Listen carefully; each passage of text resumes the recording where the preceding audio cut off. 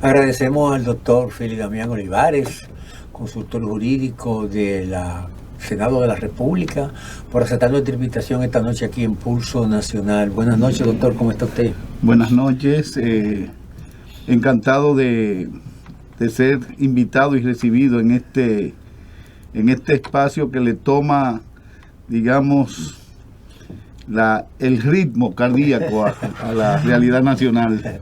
En estos momentos hay muchos temas de interés desde el punto de vista jurídico. Usted tiene una trayectoria muy conocida en el ejercicio profesional, pero hay un tema que ha llamado la atención esta semana y es la ley de extinción de dominio. Parece que el Senado de la República está trabajando en eso y tiene interés de que se conozca por fin, que no es una ley caprichosa. Es un mandato constitucional.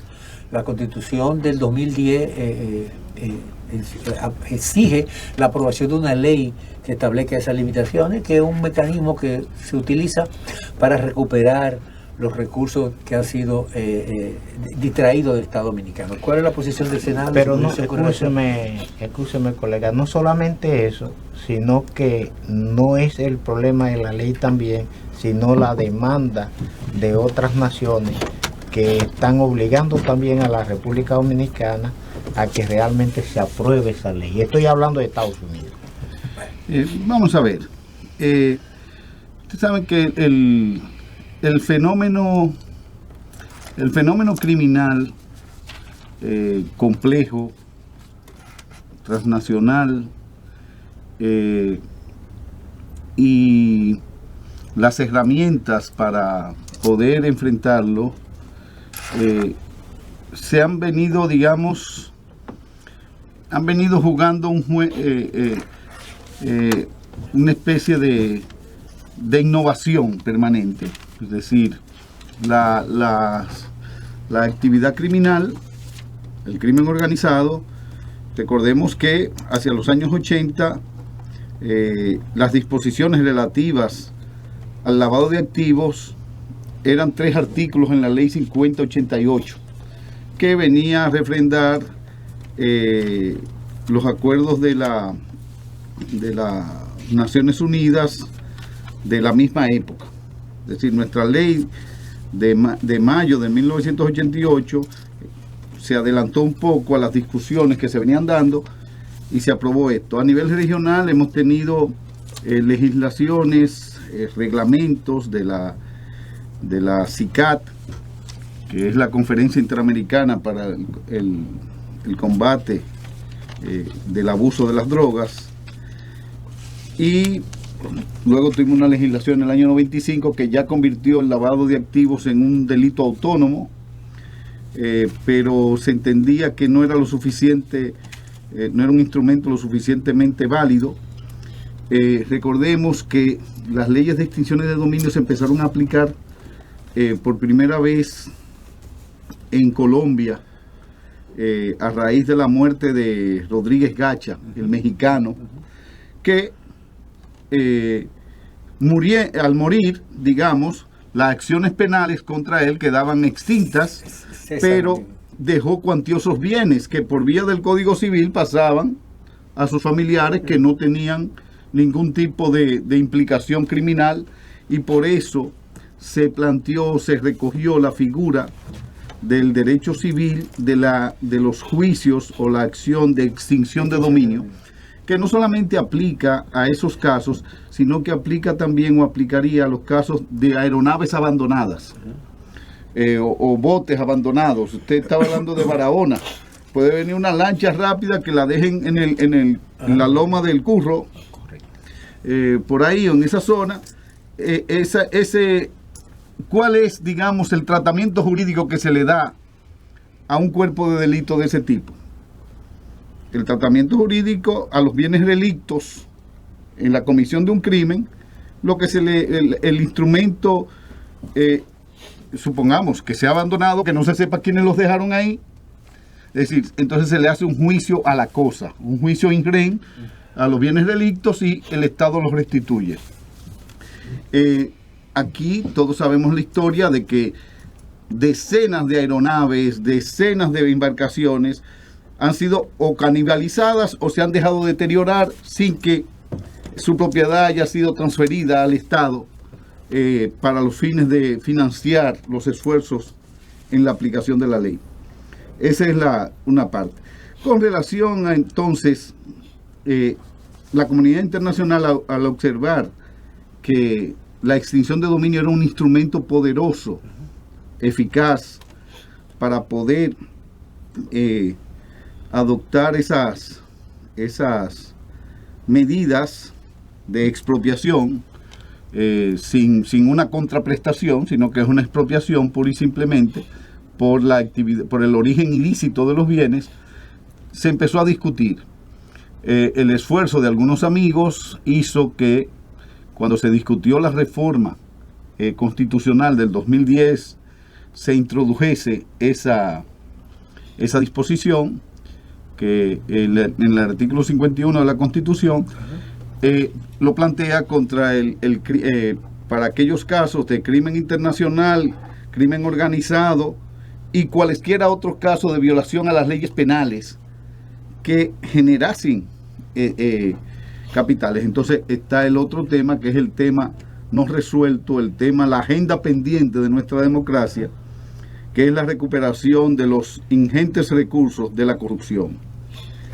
Esa es la parte que ha quedado pendiente. Hay una discusión y hay quienes entienden que, como la Constitución lo plantea en términos genéricos, que cualquier delito que genere esos recursos que estén castigados por nuestras leyes penales pueden ser perseguidos. Está el tema de la cuestión fiscal, la elusión, la evasión fiscal, el fraude impositivo, y aparentemente eso digamos ha creado cierta resistencia, observaciones en algunos sectores, porque nosotros hemos vivido al filo, si se quiere, de la legalidad en esa materia durante muchos años, y siempre vienen las famosas amnistías fiscales que, como bien dice el buen amigo Olivo Rodríguez, exoneran la parte fiscal, pero no legitima necesariamente la propiedad. La propiedad, porque una propiedad que en su origen es ilícita va a permanecer ilícita por aquello de que el fraude lo corrompe todo, o que un hecho antijurídico no puede procurar la protección o el amparo del principio de seguridad jurídica. Doctora, ¿a qué se debe esa oposición tan marcada para la aprobación de esta ley por parte de los congresistas? ¿Cuáles son los intereses que se mueven en el fondo? Porque tenemos casi 12 años. En el Senado, tal como se explica, ha sido aprobada en par de oportunidades, pero en la Cámara de Diputados yo creo que ha existido cierta incomprensión del uso de este mecanismo. Nosotros, algunos amigos, tenemos un criterio, digamos, ¿cuáles son los puntos controversiales? La naturaleza del proceso. Yo entiendo que siendo una acción contra la cosa, debe ser una acción de naturaleza civil. ¿Por qué? Porque es el dominio, es la propiedad lo que se busca restituir de manos de los detentadores, que a partir de una actividad ilícita o que la han utilizado en una actividad delictiva, entonces la sociedad, el Estado en representación de la sociedad, los recupera y lo pone a disposición de quien deba tenerlo. Eso es por un lado. Por el otro lado, es decir, yo soy de los que me opongo a que se trate y se ventile como una cuestión penal. La cuestión penal es otra cosa. La cuestión penal es una cuestión dada. Lo que se va es a dilucidar es la legitimidad o no del origen de los bienes, la legalidad o no de esos bienes que detenta una persona, una empresa o un grupo de personas. Eso es un punto. Otro punto que está en cuestión es quiénes deban perseguirlo.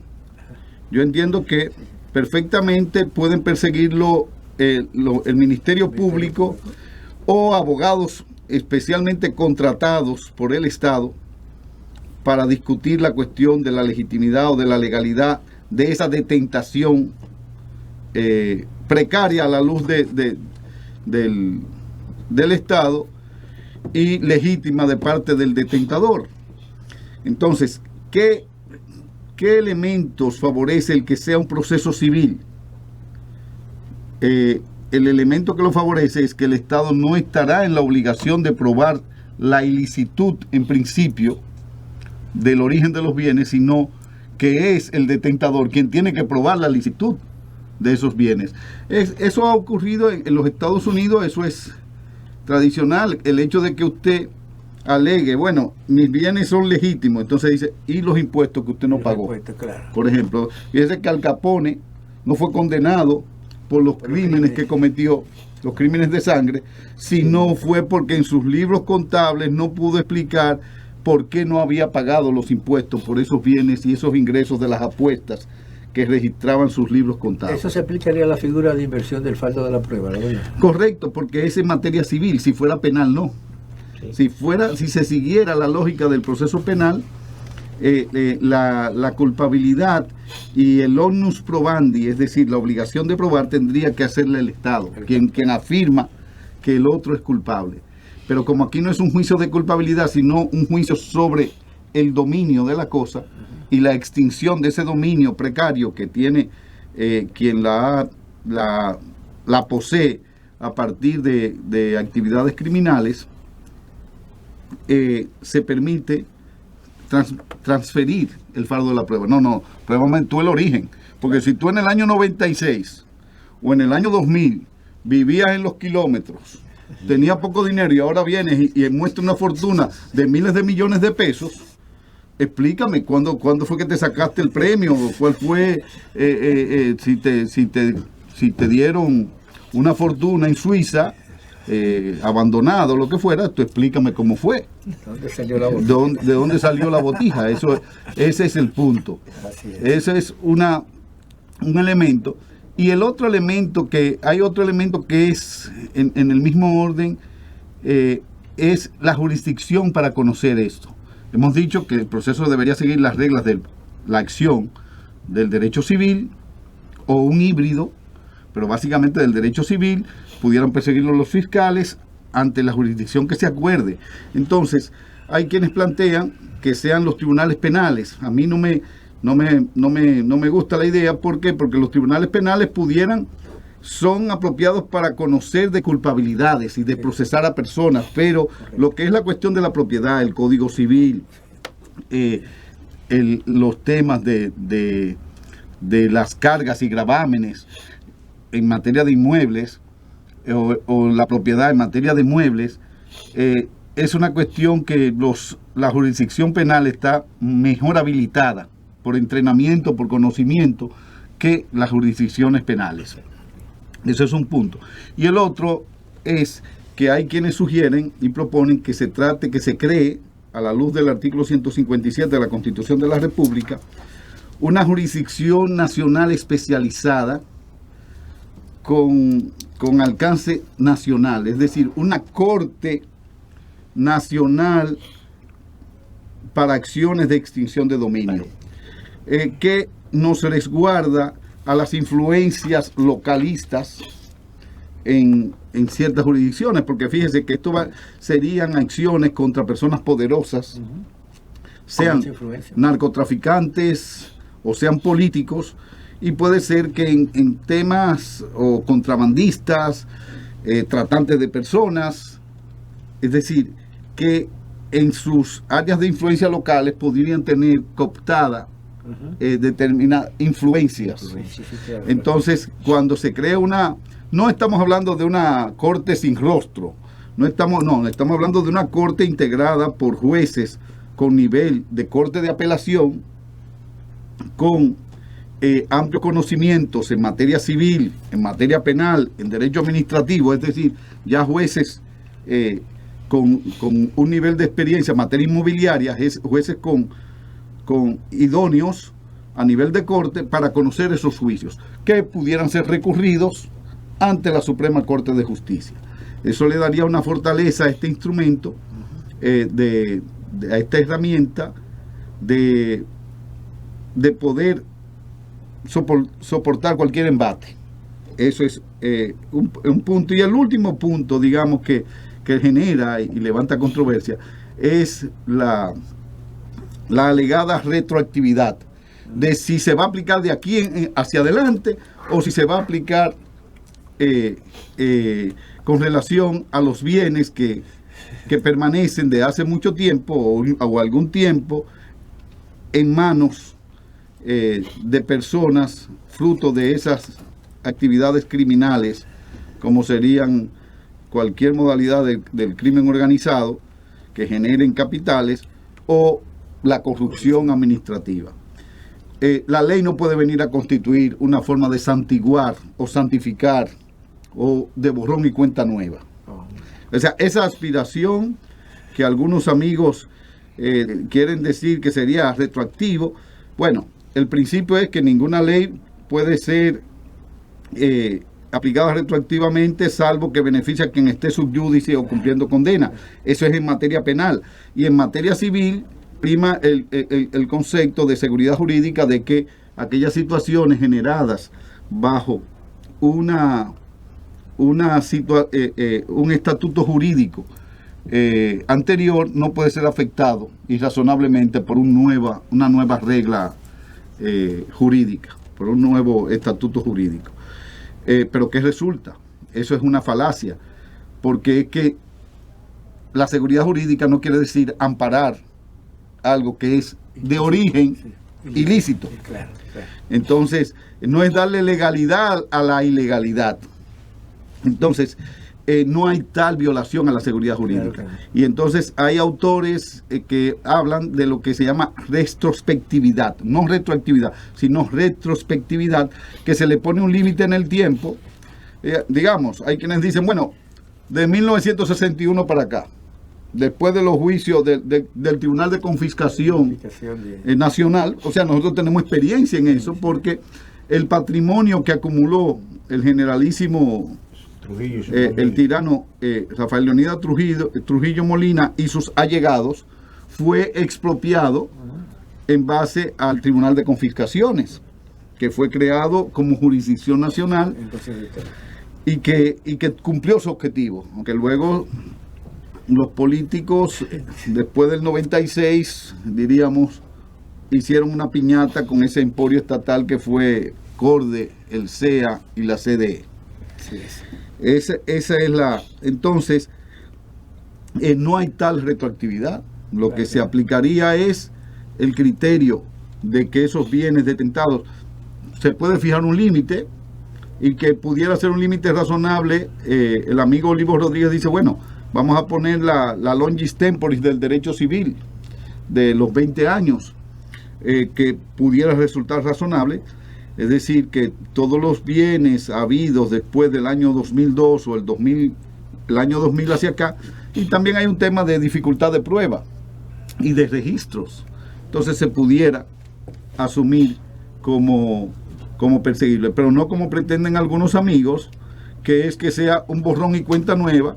Ya todo lo que tenemos y detentamos de manera ilícita o de manera precaria, con un origen ilícito, queda santificado y vamos a contar de aquí en adelante.